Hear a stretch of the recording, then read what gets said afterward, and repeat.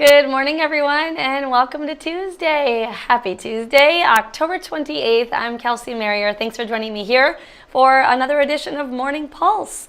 I am back after a few days off and happy to be here with you all, just getting back in the swing of things. So today we will still be bringing you your top headlines for northern Iowa and southeast Minnesota. Today I have 3 headlines to bring you today from all across the viewing area to make sure that you know what is happening right here, and then you can get back on with the rest of your morning and your day.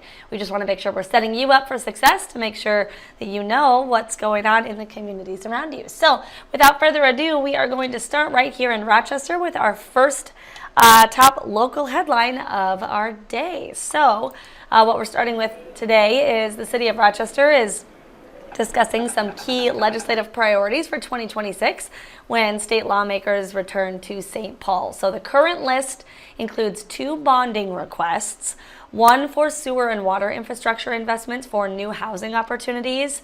That is a more than $9.2 million ask. And the second is for the design work for the reconstruction of Civic Center Drive and South Broadway Avenue, which carries a $2.1 million price tag. Now, there are some other legislative requests. Those include sales tax exemptions for local government projects and additional local authority for housing and zoning issues. So kind of a lot that the City Council is looking at 2026 for legislative requests up in St. Paul. So the City Council here in Rochester will be taking action on these either next month in November or in December. So we'll keep you posted on that as soon as we learn more with what happens to further this story. Next up, we are talking about Minnesota Governor Tim Walz announcing $4 million in emergency funding for food shelves all around the state.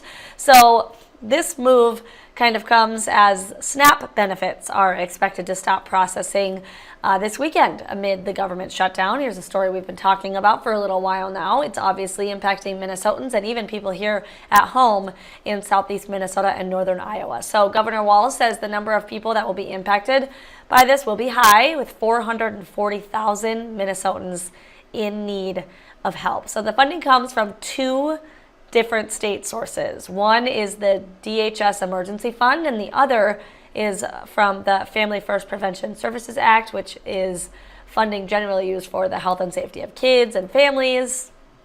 This is really only a short-term solution, though, as the governor is really emphasizing the importance of the federal government opening back up. Unfortunately, there is no timeline for when the shutdown for the federal government is going to come to an end. We are into now, I think, our 4th week of that, and so we're still waiting to hear if anything changes with the government opening back up during the shutdown, and obviously Governor Walz is hoping for that as well. So we'll keep you posted on any updates with this story. And finally, our last story this morning, we're taking you into northern Iowa, where drivers in the Mason City area particularly are going to need to be aware of a road construction project that actually starts today. This is impacting the north central part of the city. So on your screen here is a map.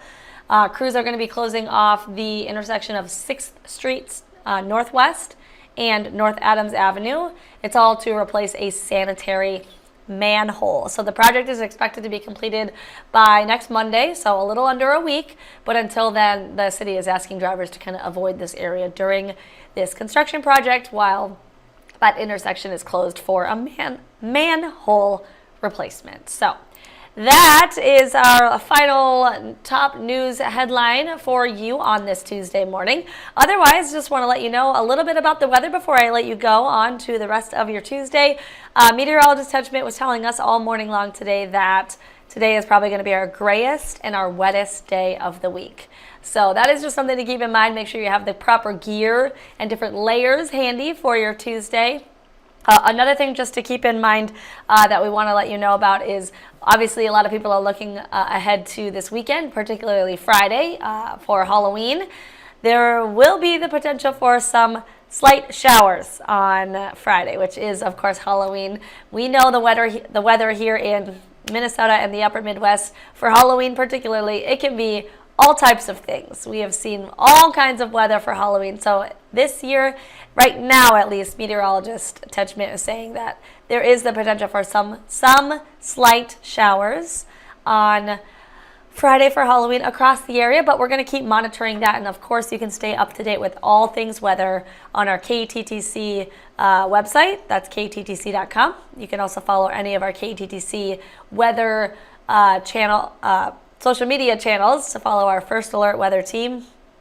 We also have our 24/7 weather live stream, which actually is on the same live stream that you're watching now. So once my morning pulse is over, it'll go back to our 24/7 live weather stream. So you can get all of your information there. We know weather is important. We know a lot of people are always keeping their eye to the skies and the weather, and we hope that you continue to choose KTTC to get your accurate weather information and your news as well. So that is all that I have for you on this Tuesday. Thanks so much for joining me and welcoming me back to work after a few days off. I'm happy to be here, and I will be bringing you all your news headlines for the rest of the week. So have a great rest of your Tuesday, and I hope that I'll see you again tomorrow.